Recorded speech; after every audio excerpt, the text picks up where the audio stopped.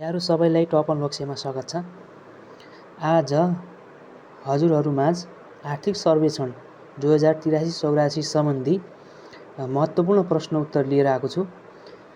जुनसुकै लोकसेवाका सेक्टर तयारी गरिराख्नुभएका सम्पूर्ण साथीभाइहरूका लागि भिडियो अति नै महत्त्वपूर्ण भएकाले भिडियो स्किप नगरी हिँड्नुहोला भन्दै आजको पहिलो प्रश्नतर्फ लागौँ। आजको पहिलो प्रश्न रहेको छ, आर्थिक सर्वेक्षण 2083-84, यसमा 83-84 गर्नुहोला, 82-83 भएको छ। 83-84 नेपालको कुल गार्हस्थ्य उत्पादन जिडिपीमा प्राथमिक क्षेत्रको योगदान कति प्रतिशत रहेको छ भनेको छ है त।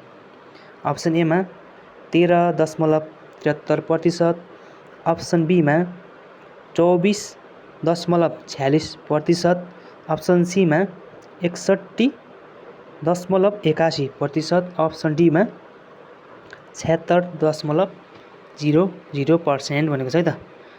यसको सही उत्तर के होला त कमेन्ट गर्नुहोस् त। यसको सही उत्तरतिर लागौँ। यसको सही उत्तर रहेको छ अप्सन बी, जुन 24.46% रहेको छ है त। यदि तपाईँको कृषि, वन तथा मत्स्य पालन क्षेत्र भन्यो भने कति गर्नुहोला त? कृषि, वन तथा मत्स्य पालनतिर भन्यो भने 24.03% थाहा पाउनुहोला। खानी तथा उत्खनन भन्यो भने 0.43% भन्नुहोला। यदि प्राथमिक क्षेत्र प्राइमरी सेक्टर भन्यो भने कति हो त? 24.46% भनेर जान्नुहोला है त। अनि अर्को भनेको छ कृषि बाहेकको गैर कृषि क्षेत्रको, यदि गैर कृषि क्षेत्र भन्यो भने के भन्नुहोला त? 76% भनेर थाहा पाउनुहोला है त, गैर कृषि क्षेत्रको भन्यो भने। यसै गरी प्रश्न नम्बर 2 तिर लागौँ। प्रश्न नम्बर 2 रहेको छ, कुल गार्हस्थ्य उत्पादन जिडिपीमा सेवा क्षेत्र जुन तृतीय र द्वितीय क्षेत्रको योगदान क्रमशः कति कति रहेको छ भनेको छ है त। यसमा चाहिँ 2वटा प्रश्न समावेश गरेर दिएको छ। अप्सन एमा छ 61.81 र 13.73% हो कि? अप्सन बीमा 61.81 र 14.16% हो कि? अप्सन सीमा 13.73% र 24.46% हो कि? अप्सन डीमा 24%, 46 र 61.81% हो। कुन होला त साथीहरू कमेन्ट गर्नुहोस् त। यसको सही उत्तर हो, यसको सही उत्तरतिर लागौँ। यसको सही उत्तर रहेको छ अप्सन ए है त। 61.81% रहेको छ हाम्रो सेवा क्षेत्रको भने द्वितीय क्षेत्र कति भयो त? 13.73% भनेको छ है त। यता हेर्न सक्नुहुन्छ, प्राथमिक क्षेत्र भन्यो भने तपाईँको प्राथमिक क्षेत्रमा के भयो त? कृषि, खानी, उत्खनन भन्यो भने तपाईँको 24.46% थाहा पाउनुहोला। अनि द्वितीय क्षेत्र भन्यो भने 13.73% पनि थाहा पाउनुहोला। र उत्पादनमूलक उद्योग भनेर आयो भने 5.72%। निर्माण क्षेत्र भनेर आयो भने कति त? तपाईँको 5.52% भने थाहा पाउनु होला है त। यता तृतीय क्षेत्र, जुन तृतीय क्षेत्रमा के भयो त? सेवा क्षेत्र पर्छ है त। सेवा क्षेत्रमा 61.81% भन्ने थाहा पाउनु होला। अनि व्यापार क्षेत्र आयो भने 14.09, अनि शिक्षा क्षेत्र आयो भने 9.22% भनेर जान्नु होला है त। यसै गरी प्रश्न नम्बर अर्कोतिर लागौँ। प्रश्न नम्बर 3 मा जाऊँ। प्रश्न 3 रहेको छ, आर्थिक सर्वेक्षण 2083-84, यसमा चाहिँ 83 गर्नु होला है त साथीहरू। 83-84 भनेर लेख्नु होला। अनुसार हाल नेपालको प्रति व्यक्ति आय कति पुगेको छ भनेको छ है त। अप्सन एमा छ 1456 अमेरिका डलर, अप्सन बीमा 1513 अमेरिकन डलर, अप्सन सीमा 1535 अमेरिकन डलर, अप्सन डीमा 2044 अमेरिकन डलर भनेको छ है त। यसको उत्तर के होला त साथीहरू, कमेन्ट गर्नुहोस् त। यसको सही उत्तरतिर लागौँ। यसको सही उत्तर रहेको छ अप्सन सी है त। कति हो त 1535 अमेरिकन डलर भनेको छ है त। यसमा हेर्न सक्नुहुन्छ तपाईँको यसमा पनि 82 83 भएको छ। 83 84 गर्नु होला। 83 84 बनाउनु होला है त। हालको अवस्था अहिले 83 84 को अवस्थामा कति छ त अहिले 83 को अवस्थामा 1535 रहेको छ है त। 1535 भयो। अनि 16औं योजनाको अन्त्यसम्म कति पुर्याउने लक्ष्य रहेको छ त 2351 अमेरिकन डलर भनेको छ है त। 2351 16औं योजनाको अन्त्यसम्म। अनि दीर्घकालीन लक्ष्य तपाईँको 2101 ले 12100 पुर्याउने लक्ष्य लिएको छ है त। 12100 जुन 2101 ले पुर्याउने लक्ष्य लिएको छ भनेर जान्नु होला है त। यसै गरी प्रश्न नम्बर अर्कोतिर लागौँ। प्रश्न नम्बर 4 मा रहेको छ आर्थिक सर्वेक्षण 2083-84 अनुसार नेपालको प्रति व्यक्ति खर्चयोग्य आय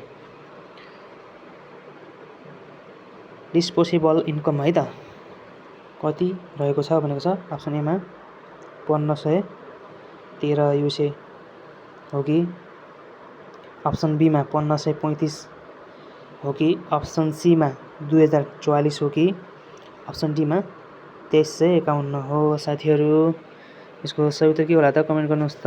यसको सही उत्तरतिर लागौँ। यसको सही उत्तर रहेको छ option C 2044 USA American dollar भनेर थाहा पाउनु होला है त। अनि प्रति व्यक्ति आय अघि नै आइसकेको छ तपाईँको 1535 प्रति व्यक्ति आय। जिडिपी भनेको के हो भने थाहा पाउनु होला। जिडिपी भनेको के हो त देशभित्रको कुल आयलाई जनसङ्ख्याले भाग गर्दा आउने औसत आयलाई नै हामीले के भन्छ त जिडिपी भन्ने गर्दछौँ है त। जुन देशको कुल आयलाई जनसङ्ख्याले भाग गर्दा आउने औसत आयलाई चाहिँ हामीले चाहिँ प्रति व्यक्ति आय भन्छौँ है त। अनि खर्चयोग्य आय कति छ त खर्चयोग्य आय त्यही 2044 भइहाल्यो। जुन व्यक्तिको हातमा खर्च गर्न उपलब्ध वास्तविक रकमलाई तपाईँको 2044 रहेको छ है त। यसै गरी प्रश्न नम्बर 5 मा जाउँ। प्रश्न नम्बर 5 मा रहेको छ हाल नेपालको मानव विकास सूचाङ्क एचडिआई कति रहेको छ र विश्व वरीयतामा नेपालको स्थान कति रहेको छ भनेको छ। यसमा पनि दुईवटा प्रश्न समावेश गरेको छ। यसमा हेर्नु होला दुईवटा प्रश्न समावेश गरेको छ है त। अप्सन ए मा छ 0.650 143औं, अप्सन बी मा 0.602 145औं, अप्सन सी मा 0.601 145औं, अप्सन डी मा 0.760 140औं भनेको छ है त। यसको सही उत्तर के होला त कमेन्ट गर्नुहोस् त। यसको सही उत्तर रहेको छ अप्सन बी है त 0.602 145 स्थान है त। अनि यतातिर हेर्नुहुन्छ यतातिर कोठातिर हेर्नु होला महत्त्वपूर्ण जानकारी छ यता बक्समा। त श्रीलङ्का भयो सार्कमा धेरै जनसङ्ख्या भएको श्रीलङ्का भयो। सार्कमा सबभन्दा कम अफगानिस्तान, विश्वमा सबभन्दा थोरै भनेको आइसल्यान्ड भनेको छ है त। यसै गरी प्रश्न नम्बर 6 मा जाउँ। प्रश्न 6 मा छ 16औं योजनाको अन्त्य जुन 85-86 र दीर्घकालीन सोच 2101 सम्म मानव विकास सूचाङ्क एचडिआई कति पुर्याउने लक्ष्य छ भनेको छ। अप्सन ए मा 0.602 र 0.650, अप्सन बी मा 0.650 र 0.760, अप्सन सी मा 0.760 र 1000, अप्सन डी मा 0.650 र 0.800 भनेको छ है त। यसको सही उत्तर के होला त साथीहरू कमेन्ट गर्नुहोस् त। यसको सही उत्तरतिर लागौँ। यसको सही उत्तर रहेको छ अप्सन बी है त 0.650 र 0.760 रहेको छ है त। यसमा टेबल हेर्न सक्नुहुन्छ तपाईँको टेबलमा पनि महत्त्वपूर्ण जानकारीको छ। यसमा हेर्न सक्नुहुन्छ हालको अवस्था जुन 83-84 है त 83-84 मा 0.602 भयो अनि 16औं योजनाको अन्त्यसम्म चाहिँ 0.650 अनि दीर्घकालीन सोचको लक्ष्य चाहिँ 0.760 है त। यसै गरी प्रश्न नम्बर अग्रतिर लागौँ। प्रश्न नम्बर 7 मा रहेको छ हाल नेपालमा निरपेक्ष गरिबीको रेखामुनि रहेको जनसङ्ख्या कति रहेको छ त 17.04 हो कि अप्सन बी मा 20.27 हो कि अप्सन सी मा 24.6% हो कि अप्सन डी मा 12.0% हो। कुन होला त कमेन्ट गर्नुहोस् त। यसको सही उत्तर लागौँ। यसको सही उत्तर रहेको छ अप्सन के हो त बी है त। नेपालको गरिबी कति छ त अहिले 20.27% रहेको छ। अनि निरपेक्ष गरिबी घाँस बास कपास जस्ता आधारभूत आवश्यकता पूरा गर्न नसक्ने खास गरिबी भनिन्छ है त। ग्रामीण क्षेत्रको गरिबी कति छ भने तपाईको ग्रामीण क्षेत्र गरिबी कति छ भने 24.6% भयो। शहरी क्षेत्र भने 18.34% भनेर बुझ्नु होला। अनि 16औं योजनाको अन्त्यसम्म चाहिँ 12%।